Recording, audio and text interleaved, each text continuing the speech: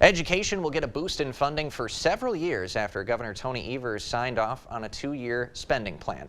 Our own Dua Israr was at Everson Family Farms, where the governor spoke about the budget and the 51 partial vetoes he made. Good evening, Dua. Ken, that's right, Ken. The budget would have increased funding for education for the 2024 to 2025 year. Evers vetoed the 20 in the hyphen. Education funding will now increase until the year 24-25.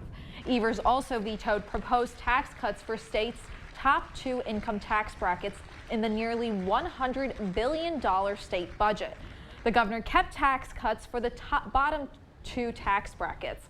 He says providing tax relief for middle-class working families is his focus. Speaker Robin Vos says the move doesn't provide relief for, quote, truly middle-class families. Republican Assembly Majority Leader Tyler August criticized Evers' decision to increase education funding.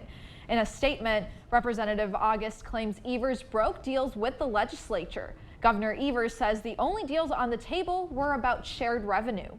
Sure, he's wrong. We made no deals about the level of the funding or anything else. As far as what happens going forward on school funding, that was never, ever talked about, Members of the governor's staff say Representative August was not part of any of the conversations involving Republican leaders. Under this budget, K-12 public schools can raise revenue per student by $325 for the next 400 years. This move can only be undone by a future legislature and governor. The budget will also include funding for child care, transportation, agriculture, and PFAS.